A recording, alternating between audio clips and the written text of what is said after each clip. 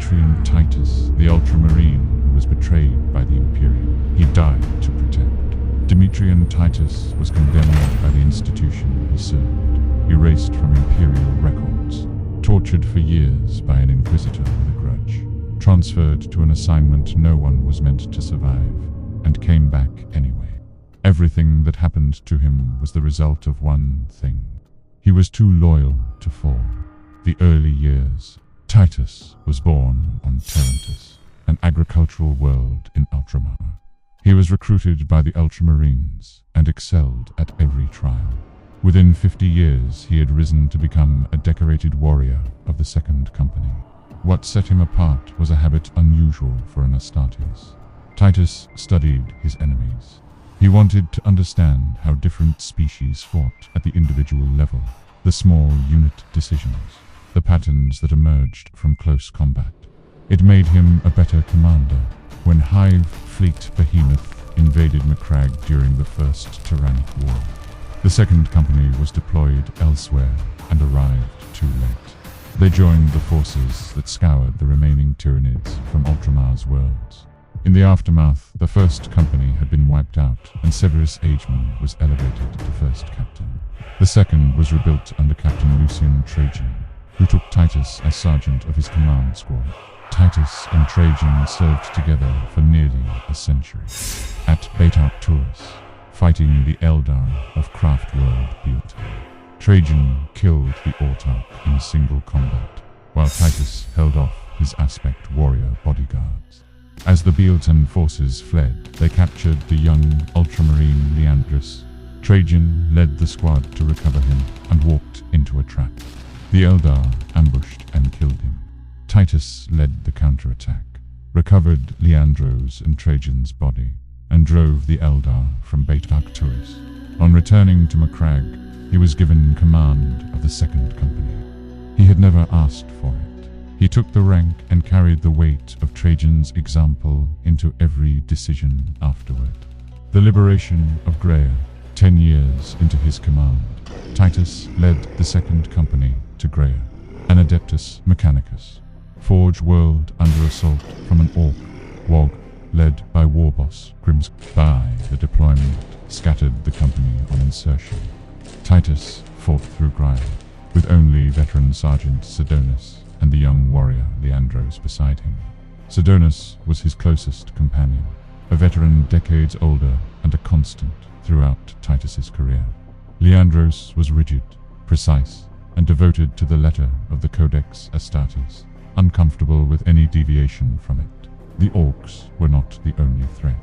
The Daemon Prince Nemeroth had arrived to exploit a warp energy source beneath Graia, using it to fuel a ritual that would elevate his power.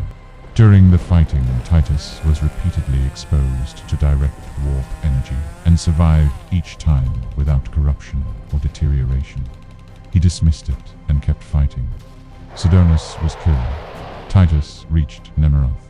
The Demon Prince offered him power. Titus refused and killed him.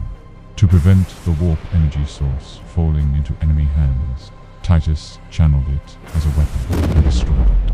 He survived contact with raw warp energy when nothing in Imperial doctrine said he should have.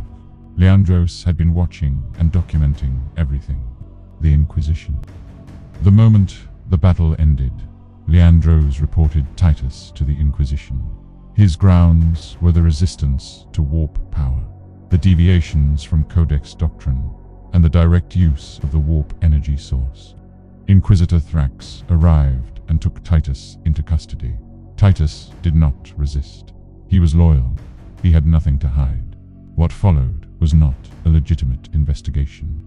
Thrax held a documented hostility toward Space Marines, having been part of the inquisitorial action that declared Huron Blackheart excommunicate Traitoris during the Badab War. He had no interest in clearing Titus. He tortured and interrogated him for years, placing him in stasis between sessions. He kept him hidden in an illegal private prison. Marneus Calgar furiously demanded Titus's return. Thrax ignored him. A chapter master demanding his captain back was refused by a single inquisitor with a grudge. and the Imperium's structure allowed it. Titus's existence was erased from Imperial records. When the Ultramarines searched for documentation of their own captain, there was nothing. Thrax's end came during an operation against a traitor chapter. He was possessed by a chaos demon and executed by the Grey Knights. Other Inquisitors investigated his holdings, found his illegal prison, found Titus, and found dozens of other Astartes held without authorization. The Inquisition did not acknowledge the injustice. They transferred Titus and the other survivors to the Death Watch, the chamber militant of the Ordo Xenos. Suicidal assignments against alien threats. A way to test loyalty while burying Thrax's crimes permanently. When Titus arrived in the Death Watch, he was told all records of his Ultramarines service had been expunged.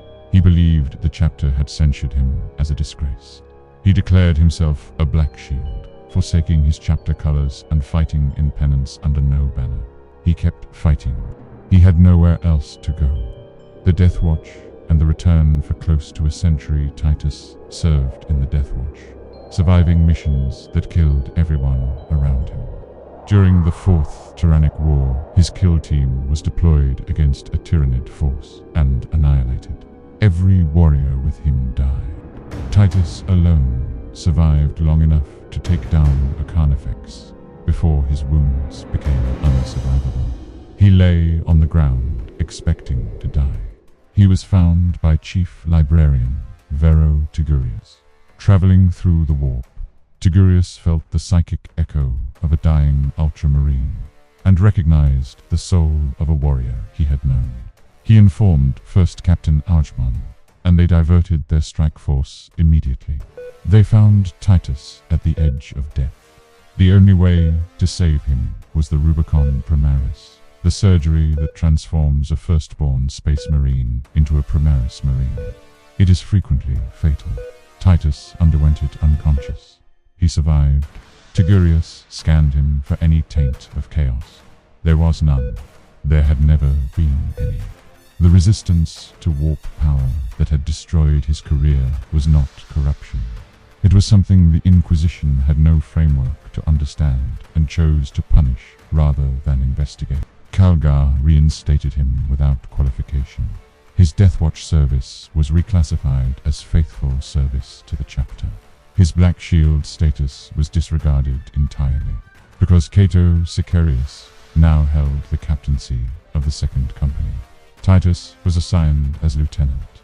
He accepted without complaint. He had not come back for rank. The Fourth Tyrannic War in the era Indomitus.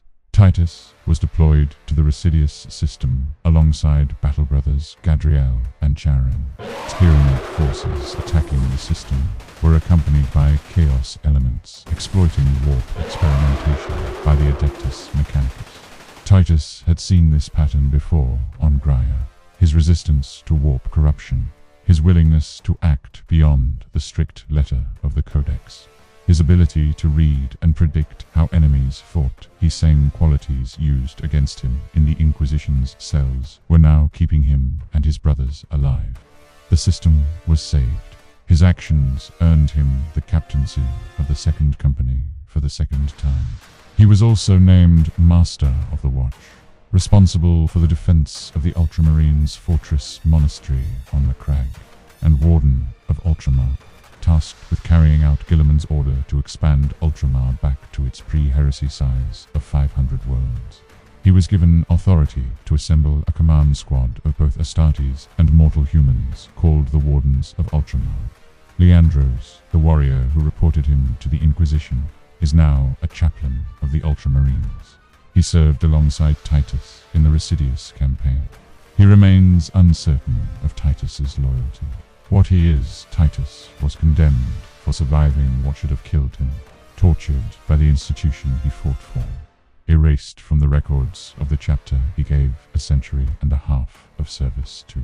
He fought under no banner for no recognition, because stopping was not something he knew how to do. When the truth was acknowledged, he did not demand restitution. He put on his armor and went back to work. He is the Warden of Ultramar, the shield of 500 worlds.